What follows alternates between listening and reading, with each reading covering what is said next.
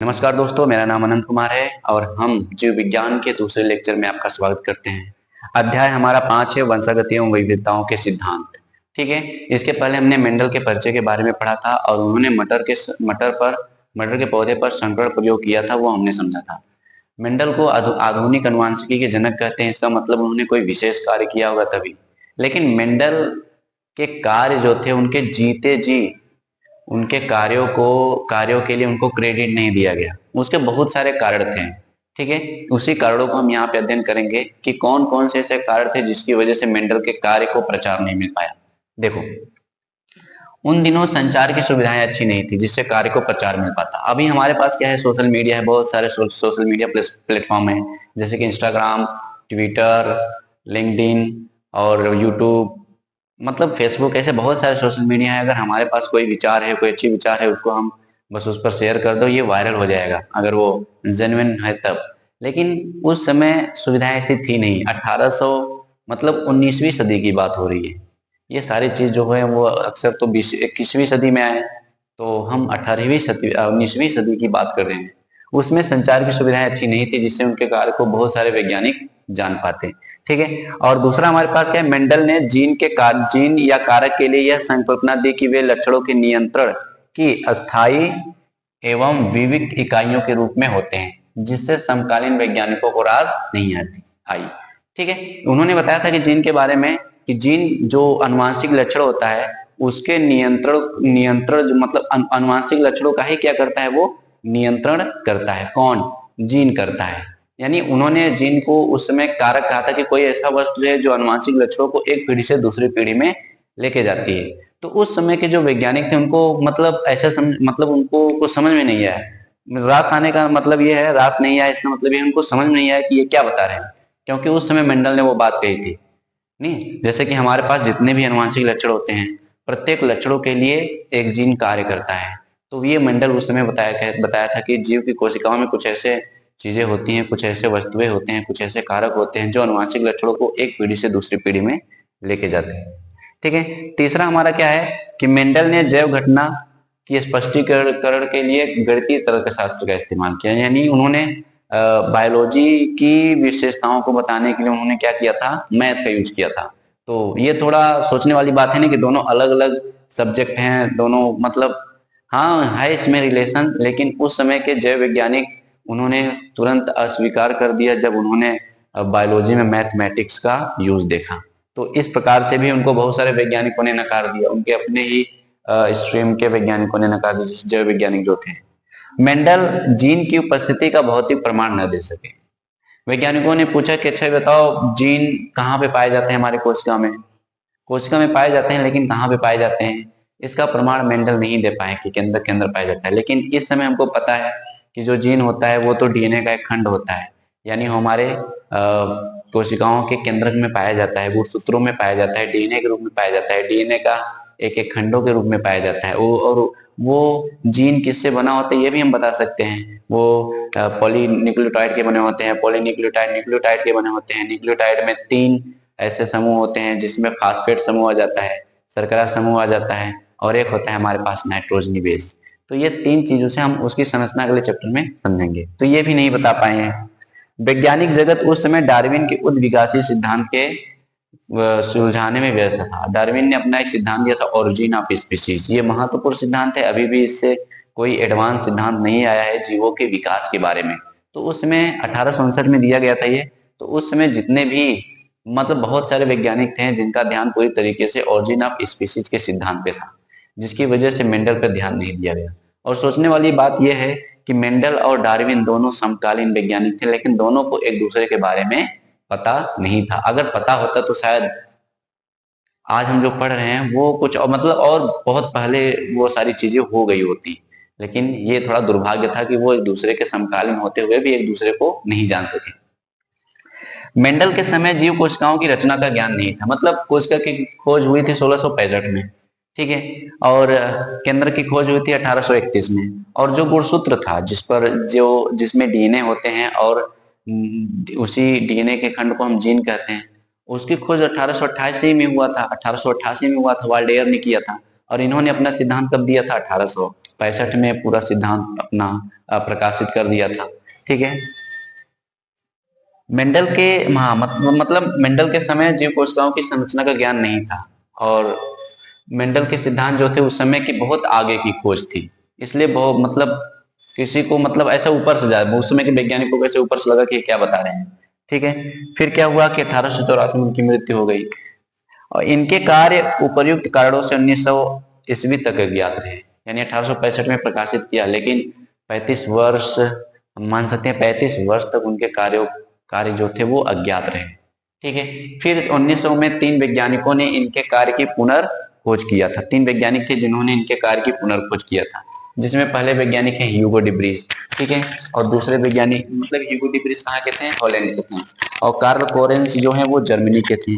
ठीक है, और शेरमार्क ये ऑस्ट्रेलिया के। इन्हीं ने 3 वैज्ञानिकों ने क्या किया था, मेंडल के इन सिद्धांतों की पुनर्खोज की, फिर उनके नियम दिए। ठीक है, तो आगे हम समझते हैं कि मेंडल की सफलता के कारण। देखो, मेंडल एक सफल वैज्ञानिक थे, भले उन्होंने उनको उस समय ध्यान नहीं दिया गया, लेकिन जब इनके कार्यों की पुनर्खोज हुई तब ये बताया गया कि ये तो मतलब बहुत एडवांस डिस्कवरी है। तो हम समझ लेते हैं कि उनके सफलता के कारण क्या थे। देखो, मेंडल ने क्या किया था ना, मटर के पौधे का प्रयोग किया था। तो उन्होंने क्या किया कि मेंडल ने प्रत्येक संकरण प्रयोग, संकरण क्या होता है, जब दो भिन्न जाति या किस्मों को आपस में संकरण कराया जाता है, मतलब निषेचन कराया जाता है, तो उस प्रक्रिया को हम संकरण कहते हैं, और इस संकरण प्रक्रिया से प्राप्त जीव को हम संकर कहते हैं। ठीक है, वो संकर नहीं समझ रहे हो ना। तो मेंडल ने प्रत्येक संकरण प्रयोग को दर्ज किया, मतलब लिखा, उनसे जो प्राप्त आंकड़ों का सांख्यिकीय विश्लेषण यानी न्यूमेरिकल एनालिसिस किया, गणितीय तर्कशास्त्र यानी मैथमेटिक रीजनिंग का प्रयोग करके उन्होंने उसका उपयोग किया था। मतलब जब वो संकरण करवाते हैं तो बहुत सारी संख्या में बीज उत्पन्न होते हैं, उनको फिर बोया जाता है, फिर उनका अनुपात निकाला जाता है।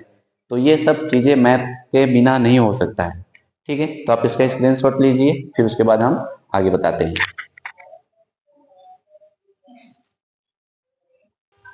अब हम समझते हैं मेंडल के सफलता के दूसरा कारण क्या था। देखो, मेंडल ने अपने संकरण प्रयोग में एक बार में 1 या 2 लक्षणों का अध्ययन किया। ठीक है, उन्होंने अपने ध्यान में केवल 1 लक्षण या फिर 2 लक्षण या फिर 3 लक्षणों को ही ध्यान में रखकर उन्होंने अपना संकरण प्रयोग किया था। जो लक्षणों में क्या थे, विपरीत थे। विपरीत का मतलब जैसे लंबा पौधा है, उन्होंने बौने पौधे से संकरण करवाया। ठीक है, पीले व हरे बीज, उन्होंने ध्यान में क्या रखा, बीज को रखा। जब उन्होंने बीज को ध्यान में रखा तो पीला बीज किसी पौधे में था, किसी में हरा बीज था, तो उसको ध्यान में रखकर उन पौधों के बीच में संकरण करवाया। तीसरा क्या था, कृत्रिम परागण संपन्न करने के लिए उन्होंने मटर के पौधे में कृत्रिम परागण मतलब जब परागण की प्रक्रिया किसी मनुष्य के द्वारा, तो कृत्रिम परागण संपन्न करने के लिए विपुंसन तथा बोरा वस्त्राकरण तकनीक का प्रयोग किया। देखो, विपुंसन क्या होता है। देखो, मटर के पौधे हैं, 2 अलग अलग पौधे हैं, दोनों द्विलिंगी हैं, दोनों में पुंकेसर स्त्री केसर हैं। तो एक पुष्प में से क्या किया जाता है, पुंकेसर को काट के हटा दिया जाता है। ठीक है, उस प्रक्रिया को हम विपुंसन कहते हैं। फिर उसके बाद उसी पुष्प को, अब पुष्प खुल चुका है तो कोई दूसरा अवांछित परागकण आ सकता है उसके वर्तिका पर, तो दोनों को उसको क्या किया जाता है, एक थैला लगा दिया जाता है। उस थैले लगाने की प्रक्रिया को बोरा वस्त्राकरण यानी बैगिंग कहते हैं। बैग माने थैला, बैगिंग कहते हैं। मेंडल ने अपने प्रयोग के लिए मटर पौधे का चयन किया। ठीक है, अगर उन्होंने किसी और पौधे का चयन किया होता तो शायद उनको ये परिणाम न मिल पाता। मान लो कि कोई बड़ा पौधा या फिर ऐसे पौधे जो मतलब कई वर्ष में एक पीढ़ी दे, तो इसकी वजह से क्या किया उन्होंने, मटर पौधे का चयन किया। मटर पौधे के चयन करने का कारण क्या था। देखो, प्रश्न आ सकता है मेंडल ने मटर पौधे का चयन क्यों किया। देखो, मटर का पौधा साकी यानी छोटा होता है, और साकी होता है 1 मीटर से छोटा होता है, और 1 वर्षीय है, मतलब 1 वर्षीय होता है। 1 वर्ष का मतलब 1 वर्ष के अंदर कई पीढ़ियां उसकी आ सकती हैं। तो इसमें बताया है कि इसे वर्ष में 2 या 3 बार उगाया जा सकता है, यानी उन्हें 1 वर्ष में 1 से ज्यादा पीढ़ी मिल जाती, जिससे कि उनको पीढ़ी का जो अध्ययन करते हैं वो कम समय में ज्यादा पीढ़ियों का अध्ययन कर सकते थे। ठीक है, और इसे आसानी से उद्यान में उगाया जा सकता है। उद्यान मतलब गार्डन में इसको आसानी से हम उगा सकते हैं, ठीक है, और कोई दिक्कत नहीं इसमें। मटर का पौधा द्विलिंगी होता है। द्विलिंगी मतलब जिसमें स्त्री केसर और पुंकेसर एक ही पुष्प में उपस्थित हो। और प्राकृतिक रूप से स्वपरागण भी हो सकता है। प्राकृतिक मतलब अगर उसको मटर को छोड़ दिया जाए तो उसमें केवल स्वपरागण होगा, क्योंकि इसके जो पुष्प होते हैं ना, पुष्प के जो पेटल्स जो होते हैं, जो पंखुड़ियां होती हैं, वो चारों तरफ से क्या करी रहती हैं, पुंकेसर स्त्री केसर को घेरे रहती हैं, जिससे कि इसका पुंकेसर नहीं निकल पाता और दूसरे पुष्प का परागकण, यानी इसके पुंकेसर से परागकण निकल नहीं पाता और दूसरे पुष्प का परागकण इस पर आ नहीं पाता, जिसकी वजह से क्या होता है, इसमें केवल स्वपरागण ही हो सकता है। लेकिन इसमें कृत्रिम परागण यानी जैसे मनुष्य के द्वारा परागण भी कराया जा सकता है, और उससे जो प्राप्त संतति होती है उसमें भी निषेचन की प्रक्रिया स्वपरागण हो सकता है आसानी से। अगला हम क्या समझते हैं कि मटर पादप में अनेक विपर्यासी लक्षण पाए जाते हैं। अनेक विपर्यासी लक्षण का मतलब होता है एक ही लक्षण के दो अलग अलग रूप होते हैं। जैसे कि अगर हम तने की ऊंचाई देखें तो तने की ऊंचाई में क्या देखते हैं कि तने की ऊंचाई जो होता है या तो वो बहुत ज्यादा होगा या तो बहुत कम होगा। तो ये दो प्रकार के लक्षण होते हैं, दो विपरीत लक्षण, मतलब एक दूसरे लक्षण है, एक दूसरे के विपरीत है, एक लंबा है एक बौना है, ठीक है। और जैसे कि बीज हो गया, बीज पीला है हरा है, दोनों हो गए ना विपरीत है, तो यही है विपर्यासी लक्षण पाए जाते हैं। मेंडल ने ऐसे 7 जोड़ी विपर्यासी लक्षणों को क्या किया था, अध्ययन किया था या फिर उन्होंने चयन किया था, ठीक है। जिसमें से क्या है, देखो यहाँ पे मैंने लक्षण लिख दिया है। जो F1 पीढ़ी में यानी पहली पीढ़ी में जो दिखेगा उसको प्रभावी कहेंगे और जो नहीं दिखेगा उसे अप्रभावी कहेंगे। और किस गुणसूत्र पर वो जीन या कारक या फिर उनके लक्षण को प्रदर्शित करने वाला कारक उपस्थित होते हैं। तने की ऊंचाई, ऊंचाई मतलब हाइट हो गई। हाइट ज्यादा है कि कम है, अगर बहुत ज्यादा है तो लंबा है, कम है तो बौना है। तो लंबा अगर होगा मतलब दो विपरीत लक्षण हो गए ना, तने की ऊंचाई के लंबा और बौना 4 पे होता है। पुष्प की स्थिति, पुष्प की स्थिति का मतलब ये होता है कि जैसे मान लो कि कोई मटर का पौधा है, ठीक है, ये मटर का पौधा हो गया, अगर पुष्प यहाँ पे हो रहा है ऐसे, केवल यहाँ पे हो रहा है ऐसे, और यहाँ पे इसकी कलियाएं क्या होती हैं, बनती जा रही हैं, समझ रहे हो ना। ये कली मतलब ये पुष्प है, पत्ती है जो कि बढ़ती जा रही है और पुष्प निकलते जाने बगल से, तो ये अच्छी हो गई। लेकिन अगर यहाँ पे इस प्रकार का आ जाए, एक पुष्प ही किनारे पे एकदम लग जाए अंतिम सिरे पे, तो ये पौधा तो लंबा होगा ही नहीं, और जब लंबा नहीं होगा तो इसमें इतने ही पुष्प लगे रहेंगे। तो यही बताया गया कि पुष्प की स्थिति कैसी है, अच्छी है या फिर अंत्य है। अगर बगल बगल हो रहा है तो अच्छी है, और अगर एकदम सिरे पे हो गया तो वो अंत्य उसको बोलेंगे, ठीक है।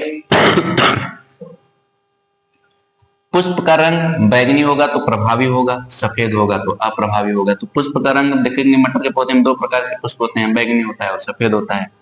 फली का आकार देखेंगे, फली का आकार तो मतलब ये फली है, ठीक है, ये जो होता है ना ये फली, इसके अंदर क्या होते हैं, बीज लगे होते हैं, ये बीज हो गए, तो ये होता है। फली का आकार कैसा है, फूला हुआ है, अगर फूला हुआ है तो प्रभावी है, और सिकुड़ा हुआ है इस प्रकार से सिकुड़ा हुआ है तो उसमें बीज भी छोटे छोटे उत्पन्न होंगे और उसे हम क्या कहेंगे, अप्रभावी। फली का रंग कैसा है, हरा है, फली का रंग अगर हरा है, ठीक है, तो वो प्रभावी होगा, और फली का रंग अगर पेड़ में ही रहकर वो पीला हो गया तो वो अप्रभावी होगा।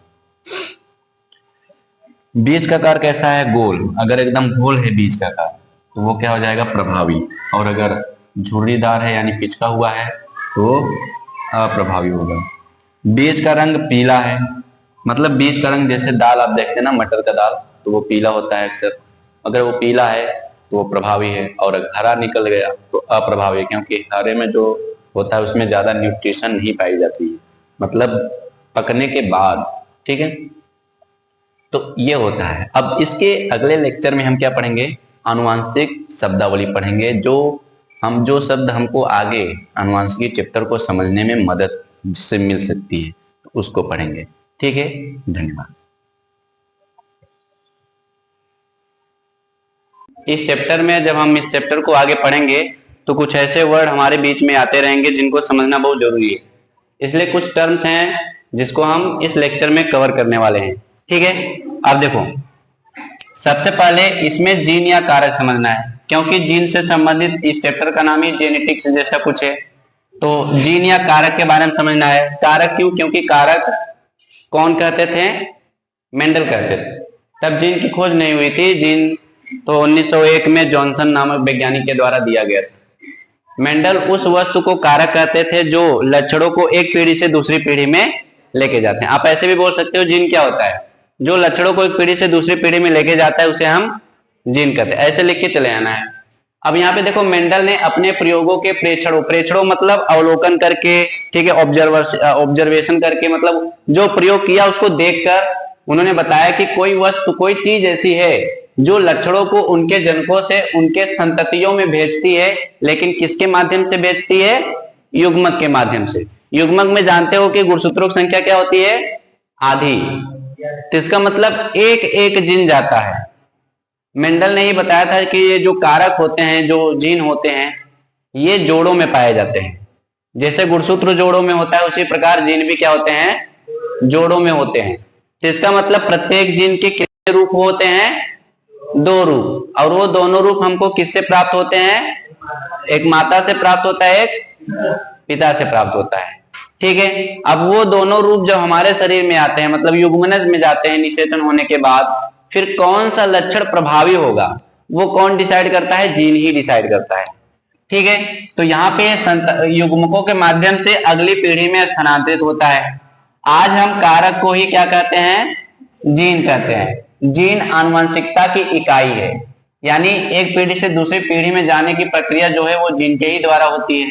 जीव में कौन सा लक्षण अभिव्यक्त होगा, यानी प्रदर्शित होगा, इसका निर्धारण भी कौन करता है? जीन करता है। क्योंकि जीन में वो सूचना होती है। जीन क्या है? डीएनए का एक खंड है। जीन माने डीएनए ही समझो। ठीक है। परिभाषा क्या है? जीन डीएनए के खंड होते हैं जो आनुवांशिक लक्षणों का निर्धारण करते हैं या फिर नियंत्रण करते हैं। जीन ही किसी लक्षण को एक पीढ़ी से दूसरी पीढ़ी में लेके जाता है। ठीक है। अब ये तो हमारे जीन के बारे में हो गया। अब उसके बाद हम समझते हैं एलील या युग्म विकल्पी क्या होता है। देखो, जीन और एलील में कुछ ज्यादा अंतर नहीं है। जीन ही एलील है या फिर एलील ही जीन होते हैं। अगर हमारे समजात गुणसूत्र मतलब हर प्रत्येक गुणसूत्र का अपना जोड़ा होता है, तो उन्हीं को हम समजात गुणसूत्र कहते हैं। तो मनुष्य में 22 जोड़े गुणसूत्र जो होते हैं वो क्या होते हैं? समजात होते हैं। ठीक है। तो अगर एक गुणसूत्र पर वो जीन होगा तो वही जीन दूसरे गुणसूत्र पर उसी स्थान पर होगा। जैसे मान लो कि यहाँ पे मैंने गुणसूत्र बना दिया, ये दोनों गुणसूत्र हो गए। कोई भी जोड़ा हो सकता है, पहला, दूसरा, तीसरा से लेकर 22वां जोड़ा हो सकता है। 23वां जोड़ा नहीं लिखेंगे क्योंकि 23वां जोड़ा क्या होता है? विषमजात होता है। ठीक है। उन दोनों गुणसूत्रों पर अलग अलग प्रकार के जीन पाए जाते हैं। तो यहाँ पे हम क्या समझते हैं? मान लो कि अगर कोई जीन है, हमारे त्वचा का रंग का जीन यहाँ पे उपस्थित है। ठीक है। तो त्वचा का रंग यानी कलर है, तो हम इसको सी मान लेते हैं। और इसी के दूसरे गुणसूत्र पर वही जीन यही भी उपस्थित होगा। अगर यह त्वचा का रंग गोरे रंग को प्रदर्शित करेगा और यह काले रंग को प्रदर्शित करेगा, तो इसका मतलब दोनों जीन तो वही है, लेकिन दोनों मतलब उस जीन के भिन्न रूप हैं।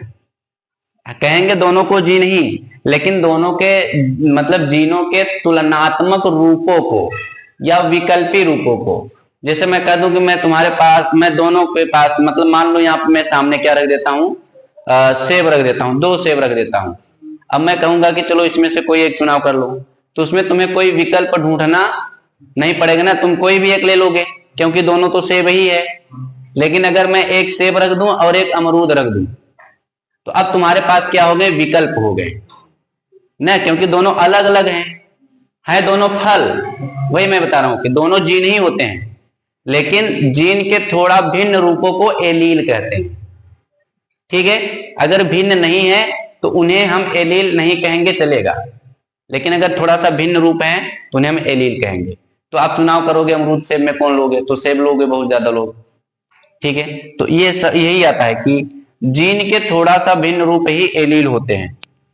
तो यहाँ पे क्या है कि किसी आनुवांशिक लक्षण के तुलनात्मक रूपों के जीन या कारक को एलील कहते हैं। एलील एक ही जीन के, देखो मैंने कहा ना कि ये दोनों एक ही जीन है, लेकिन वो एक ही जीन के थोड़ा भिन्न रूप होते हैं। ठीक है। जैसे मैंने मान लो कि एक लंबा पौधा लिया, एक बौना पौधा लिया, तो बौने पौधे का जीन कैपिटल टी माना जाता है और लंबे पौधे का जीन स्मॉल टी माना जाता है। ये दोनों आपस में आ जाएंगे तो कैपिटल टी स्मॉल टी हो जाएगा। तो कहने का मतलब देखो ये जीन एक ही है, ठीक है, दोनों टी हैं, लेकिन एक कैपिटल है और एक स्मॉल है तो दोनों टी, लेकिन एक कैपिटल टी है स्मॉल टी है, तो ये एलील हो गए। समझ आ रहा इतना? मेंडल ने ही बताया था कि लक्षणों के नियामक कारक यानी जो हमारे लक्षण होते हैं उसको रेगुलेट करने वाले, उसको नियंत्रण या निर्धारण करने वाले जो होते हैं वो हमेशा किसमें पाए जाते हैं? जोड़े में पाए जाते हैं। इन्हीं जोड़े को हम क्या कहते हैं? एलील कहते हैं। देखो यहाँ पे नाम लिखा है ना, युग्म विकल्पी। युग्म माने जोड़ा, ठीक है, युग्म माने जोड़ा होता है। ये दोनों समजात गुणसूत्रों के समान स्थल पर पाए जाते हैं। ये दोनों समजात गुणसूत्र हैं और ये एक ही स्थल पर क्या पाए जाएंगे? यहाँ पे पाए जाएंगे। अगर ये वाला जीन यहाँ पे है तो उसी का जीन दूसरे गुणसूत्र पर वही स्थान पे होगा।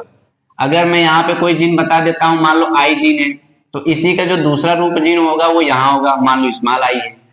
तो ये समजात गुणसूत्रों पर समजात स्थल पर ही पाए जाते हैं, ठीक है। तो ये हो गया इसके बारे में।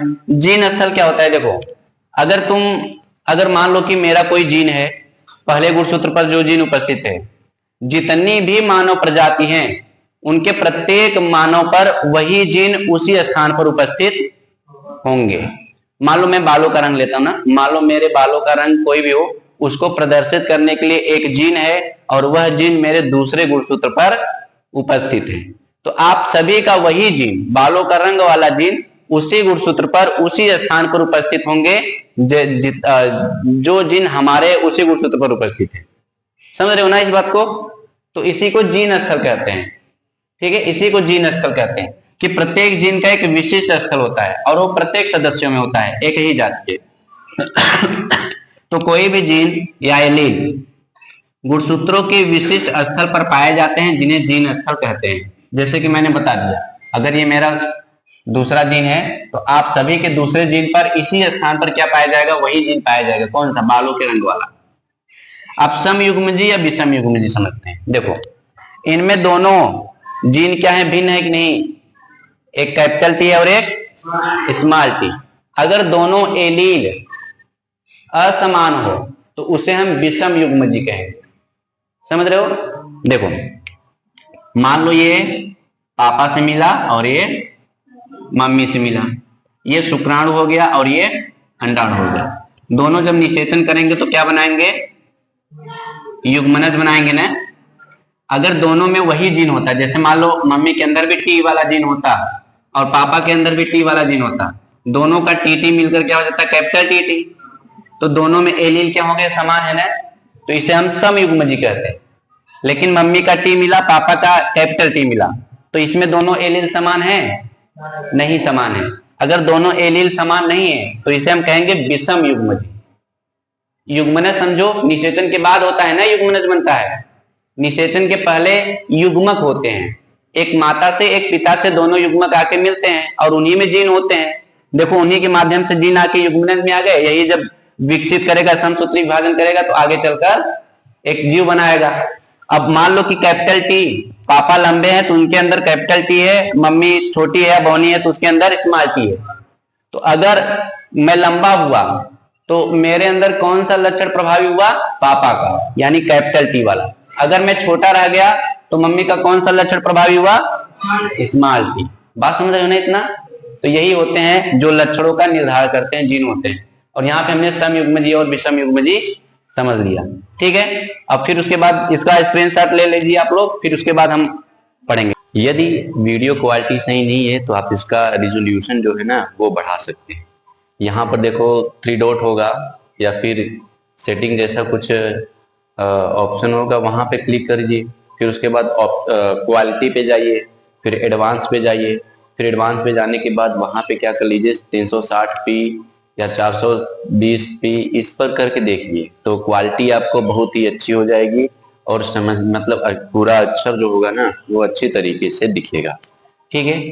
तो यहाँ पे हम क्या समझेंगे? अब हमने कल कुछ 5 टॉपिक पढ़ा था जिसमें से हमारा जीन था, जीन या कारक था, ठीक है, युग्म विकल्पी था, समयुग्मजी, विषम युग्मजी था और ऐसे कुछ टॉपिक थे जिनको हमने समझा था।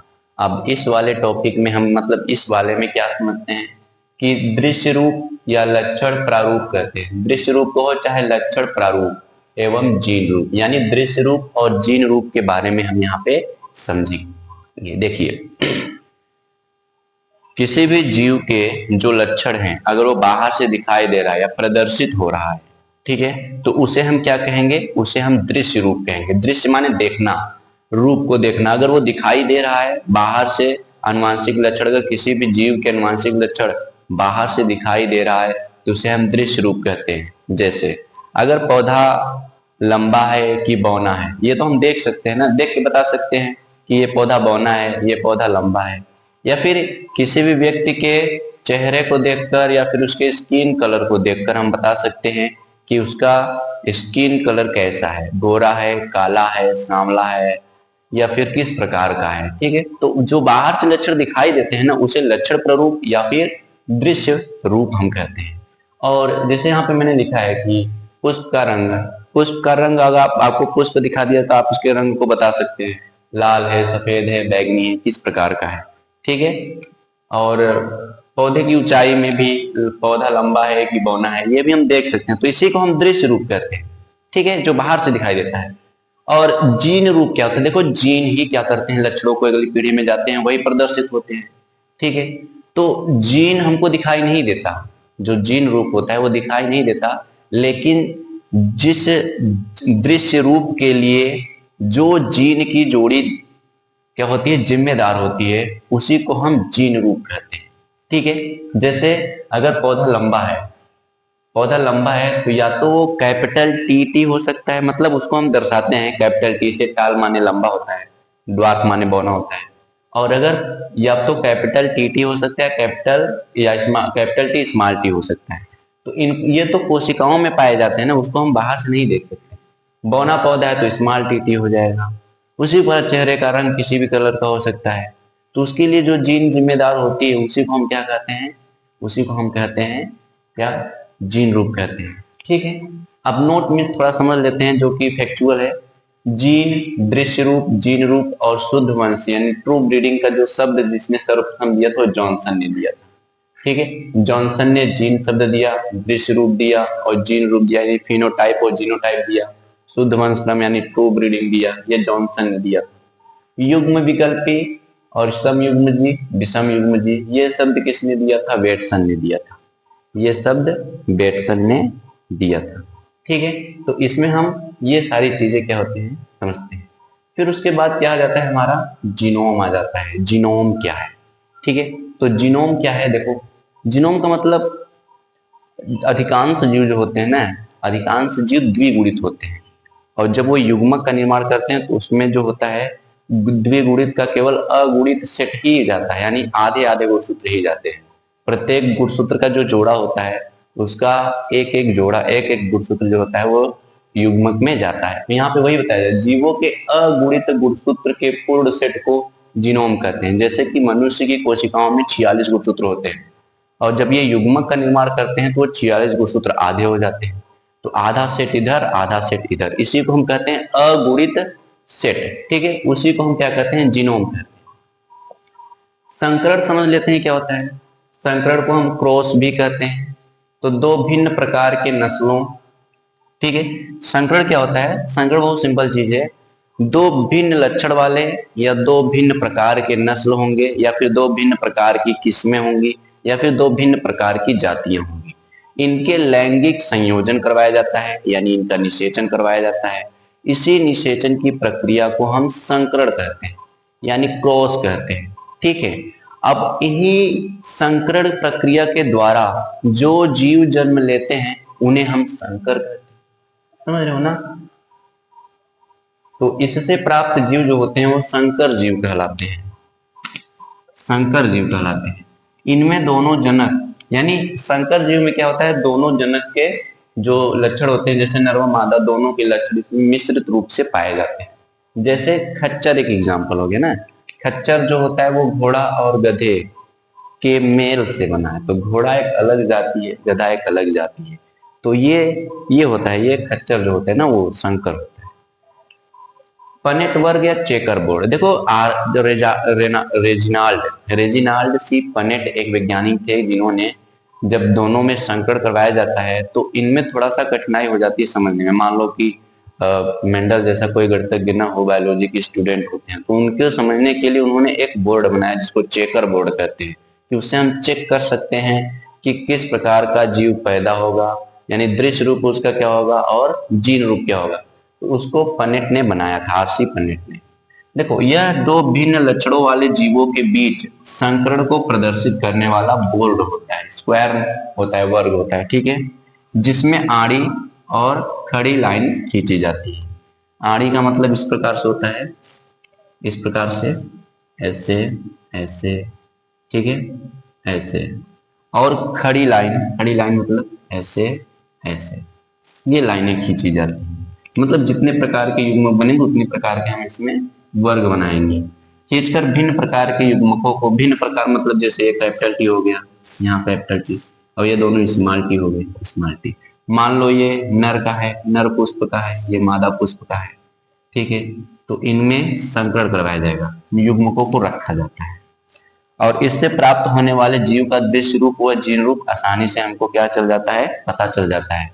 जैसे जैसे अगर टी इससे मिलेगा तो कैपिटल टी स्मॉल टी होगा, तो कैपिटल टी प्रभावी होता है, जिसकी वजह से इसमें जो जीव बनेंगे वो लंबे होंगे ना, जो पौधा बनेगा वो लंबा होगा, और जीन रूप भी हम जान सकते हैं कैपिटल टी स्मॉल टी होगा, ठीक है। और इसमें भी क्या होगा, कैपिटल टी स्मॉल टी, यहाँ पर भी देखो capital T small T, capital T small T. तो यही हमको दर्शाने के लिए पनेट ने क्या किया था, इस बोर्ड को बनाया था, ठीक है। तो इसे यहाँ पे बोला गया रेजिनाल्ड सी पनेट ने विकसित किया था।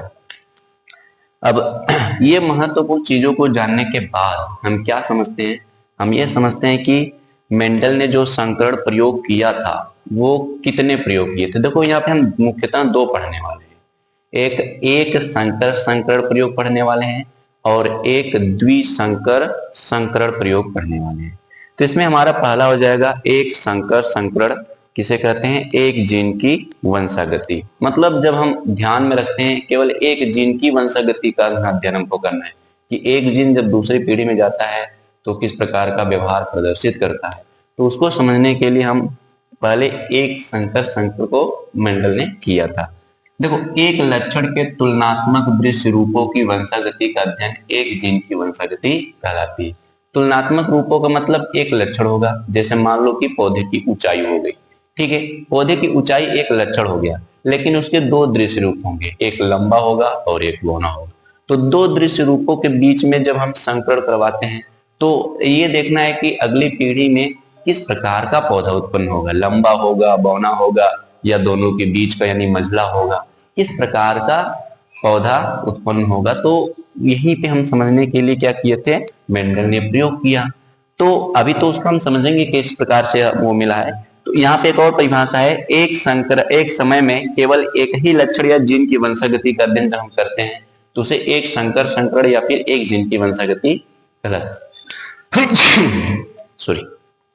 तो यहाँ पे हम समझते हैं मटर में संकरण करने की विधि के चरण, मतलब कोई भी पौधा है आप उसमें संकरण करना चाहते हैं तो मेंडल ने कौन कौन से स्टेप लिए थे उसको यहाँ पे समझाएगा। सबसे पहले उन्होंने क्या किया था, सबसे पहले उन्होंने लंबे और बौने पौधे का चयन किया और उन दोनों का शुद्ध वंशक्रम चयन किया। शुद्ध वंशक्रम का मतलब जिसमें समान एलील हो, समान प्रकार के जीन हो, समान लक्षण, ठीक है, लंबे पौधे में लंबेपन का लक्षण हो, बौने पौधे में बौनेपन का लक्षण, यानी उसमें किसी भी प्रकार का कोई मिश्रण नहीं होना चाहिए, इसलिए उनको हम शुद्ध वंशक्रम कहते हैं। तो यहाँ पे क्या लिखा है, सर्वप्रथम उद्यान मटर का शुद्ध वंशक्रम पौधा प्राप्त किया, किसने, मेंडल ने प्राप्त किया, या फिर और कोई भी जो करेगा वो।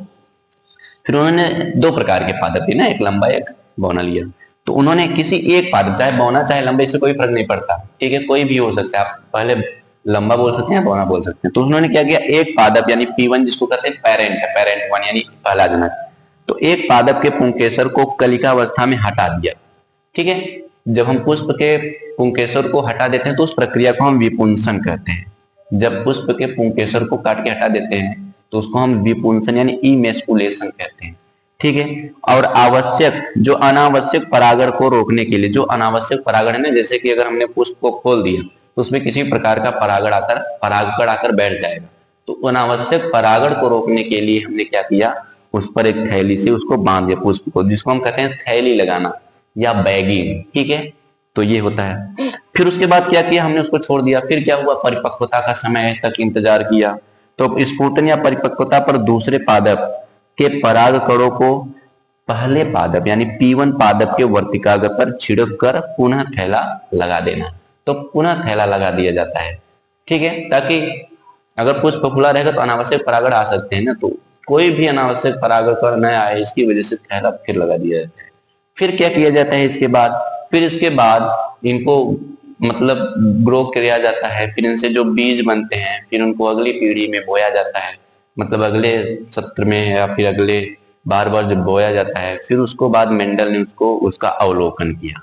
तो इसके अवलोकन को हम क्या करेंगे, अगले लेक्चर में पढ़ेंगे। वो लेक्चर आपको तुरंत ही मिल जाएगा। अगर बच्चों आपको ये वीडियो पसंद है तो आप इसको लाइक कर सकते हैं, अगर नहीं है तो आप डिसलाइक भी कर सकते हैं। और अगर अच्छा लगता है तो आप अपनी इसको दोस्तों के साथ, रिश्तेदारों के साथ शेयर भी कर सकते हैं। और अगर कोई कमियां इसमें प्रकट आ रही है तो आप कमेंट में भी बोल सकते हैं, हम उसको सुधारने का प्रयास करेंगे। धन्यवाद।